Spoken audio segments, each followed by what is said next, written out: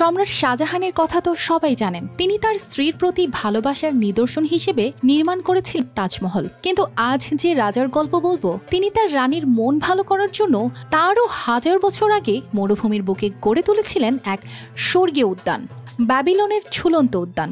শুনলেই মনে হয় হয়তো এটি আকাশে ভাসমান কোনো বাগান। দূর থেকে দেখলেও এমনটা মনে হতো, কিন্তু আসলে এটি মোটেও ঝুলন্ত ছিল না। 1000 বছর আগেই যেখানে সবুজের ছোঁয়া ছিল দূরের কল্পনা, সেখানে গড়ে উঠেছিল প্রকৃতির এই স্বর্গ।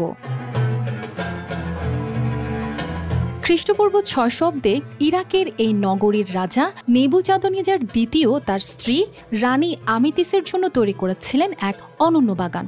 আমিতিসের জন্ম হয়েছিল মিডিয়ার সবুজ পাহাড় পর্বতের দেশে, আর ব্যাবিলন ছিল একেবারেই সমতল। পাহাড়ের মনোরম পরিবেশ ছেড়ে ব্যাবিলনে এসে তিনি ছিলেন বিষণ্ণ। তার মন ভালো করতেই সম্রাট এই আশ্চর্য বাগান নির্মাণ করেন।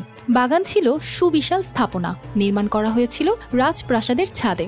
800 বর্গফুট আয়তনের একটি বিশাল ভিত ছিল বাগানটির ভিত্তি। ভূমি থেকে এর উচ্চতা ছিল 80 ফুট, যা প্রায় 8 তলা ভবনের সমান। গবেষকরা অনুমান করেন বাগানটি তৈরি করতে 4000 শ্রমিক দিন রাত পরিশ্রম করেছিলেন, আর এটি পরিচর্যার জন্য নিযুক্ত ছিল 1000-এরও অধিক মালিক। রাজা Walton washing machine, simplifying life with hassle-free washing. প্রথমে পাহাড়ের মতো উঁচু কাঠামো তৈরি করেন, যেটি কয়েকটি স্তরে ভাগ করা হয়। প্রতিটি স্তর ছিল বারান্দার মতো, যেখানে নানা রঙের ফুল আর শোভাময় গাছ লাগানো হয়েছিল।